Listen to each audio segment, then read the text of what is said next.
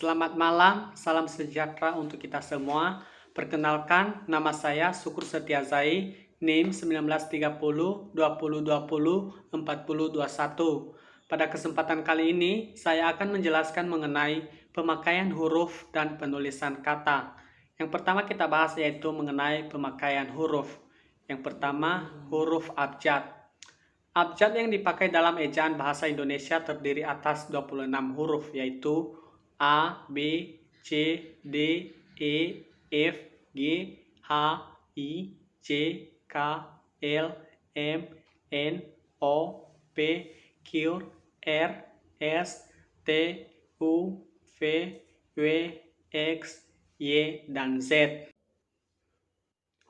Bagian B, huruf vokal. Huruf yang melambangkan vokal dalam bahasa Indonesia terdiri atas 5 huruf, yaitu A, E, I, O, dan U. Bagian C, huruf konsonan. Huruf yang melambangkan konsonan dalam bahasa Indonesia terdiri atas 21 huruf, yaitu B, D, E, F, G, H, J, K, L, M, N, P, Q, R, S, T, V, W, X, Y, dan Z. Bagian D, huruf diftong. Di dalam bahasa Indonesia terdapat 4 diftong yang dilambangkan dengan gabungan huruf vokal I, AU, E, dan OI. Bagian E, gabungan huruf konsonan. Gabungan huruf konsonan H, Nga, Ni, dan Si masing-masing melambangkan satu bunyi konsonan.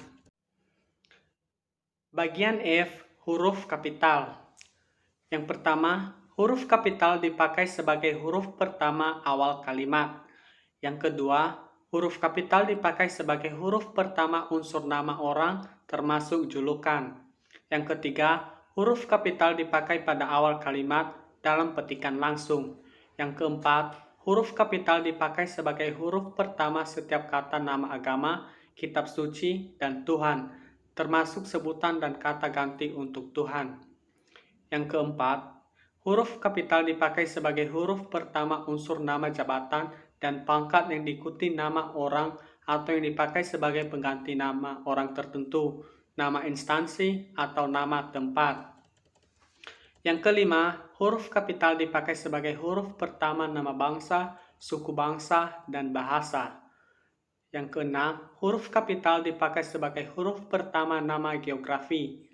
Yang ketujuh, huruf kapital dipakai sebagai huruf pertama unsur singkatan, nama gelar, pangkat, atau sapaan.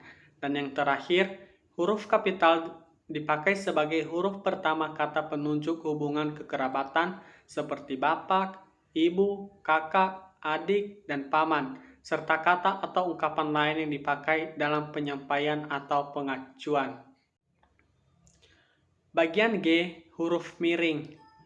Huruf miring dipakai untuk menulis judul buku, nama majalah, atau nama surat kabar yang dikutip dalam tulisan termasuk dalam daftar pustaka. Yang kedua, huruf miring dipakai untuk menegaskan atau mengkhususkan huruf, bagian kata atau kelompok kata dalam kalimat. Yang ketiga, huruf miring dipakai untuk menuliskan kata atau ungkapan dalam bahasa daerah atau bahasa asing. Bagian H, huruf tebal. Yang pertama, huruf tebal dipakai untuk menegaskan bagian tulisan yang sudah ditulis miring. Yang kedua, huruf tebal dapat dipakai untuk menegaskan bagian-bagian karangan seperti judul buku, bab, atau subbab. Bagian yang kedua yaitu penulisan kata. Yang pertama, kata dasar. Kata dasar ditulis sebagai satu kesatuan. Yang kedua, kata berimbuhan. Yang pertama, imbuhan, awalan, sisipan, akhiran, serta gabungan awalan dan akhiran. Ditulis serangkai dengan bentuk dasarnya.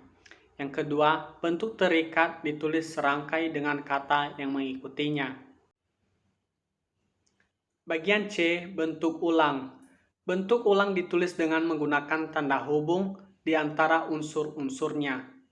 Bagian D, gabungan kata. Yang pertama, unsur gabungan kata yang lazim disebut kata majemuk, termasuk istilah khusus ditulis terpisah. Yang kedua, gabungan kata yang dapat menimbulkan salah satu pengertian ditulis dengan membubuhkan tanda hubung di antara unsur-unsurnya. Yang ketiga, gabungan kata yang penulisannya terpisah tetap ditulis terpisah jika mendapat awalan atau akhiran.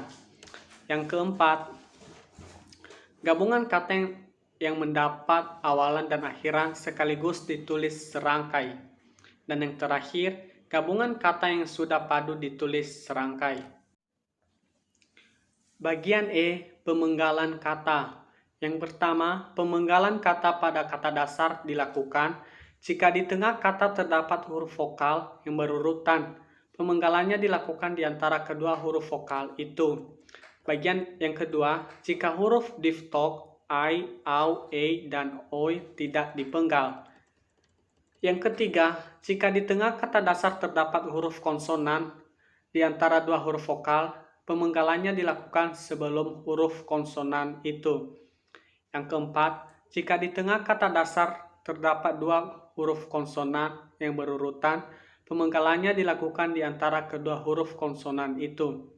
Dan yang terakhir, jika di tengah kata dasar terdapat 3 huruf konsonan atau lebih yang masing-masing melambangkan satu bunyi, pemenggalannya dilakukan di antara huruf konsonan yang pertama dan huruf konsonan yang kedua.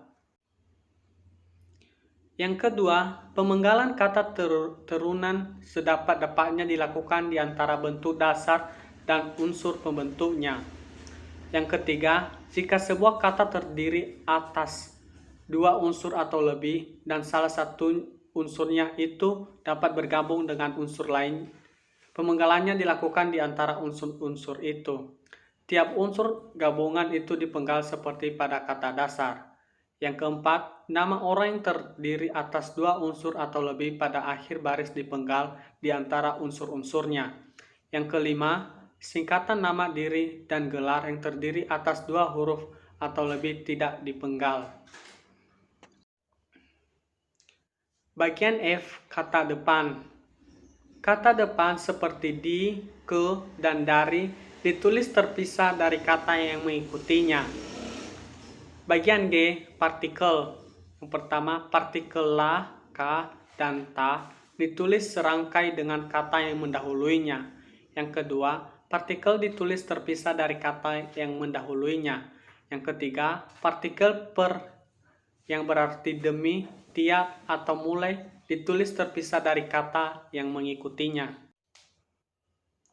Bagian H, singkatan dan akronim. Yang pertama, singkatan nama orang, gelar, sapaan, jabatan, atau pangkat diikuti dengan tanda titik pada bagian setiap unsur singkatan itu. Yang kedua, singkatan yang terdapat atas huruf awal setiap kata nama lembaga, pemerintahan, dan ketatanegaraan, lembaga pendidikan, badan atau organisasi, serta nama dokumen resmi ditulis dengan huruf kapital tanpa tanda titik. Yang ketiga, singkatan yang terdiri atas 3 huruf atau lebih diikuti dengan tanda titik. Yang keempat, singkatan yang terdiri atas 2 huruf yang lazim dipakai dalam surat menyurat masing-masing diikuti oleh tanda titik. Yang kelima, lambang kimia singkatan satuan ukuran, takaran, timbangan, dan mata uang tidak diikuti tanda titik. Yang keenam, akronim nama diri yang berupa gabungan suku kata atau gabungan huruf dalam suku kata dari deret kata ditulis dengan huruf awal kapital. Dan yang terakhir, akronim bukan nama diri yang berupa gabungan huruf awal dan suku kata atau gabungan suku kata ditulis dengan huruf kecil. Bagian I, angka dan bilangan. Yang pertama, bilangan dalam teks yang dapat dinyatakan dengan satu atau dua kata ditulis dengan huruf, kecuali jika dipakai secara berurutan seperti dalam perincian. Yang kedua, bilangan pada awal kalimat ditulis dengan huruf apabila bilangan pada awal kalimat tidak dapat dinyatakan dengan satu atau dua kata. Susunan kalimatnya diubah. Yang ketiga, angka yang menunjukkan bilangan besar dapat ditulis sebagai dengan huruf supaya lebih mudah dibaca. Yang keempat, angka dipakai untuk menyatakan A. ukuran panjang, berat, luas, isi, dan waktu. Dan B. Nilai uang. Yang kelima, angka dipakai untuk menomori alamat seperti jalan, rumah, apartemen, atau kamar. Dan yang terakhir, penulisan bilangan dengan angka dan huruf sekaligus dilakukan dalam peraturan perundang-undangan, akta, dan kwitansi. Bagian J, kata ganti ku, kau, ku, mu, dan nya. Kata ganti ku dan kau ditulis serangkai dengan kata yang mengikutinya, sedangkan ku, mu, dan nya ditulis serangkai dengan kata yang mendahuluinya. Dan yang terakhir bagian K, kata sandang, si, dan sang.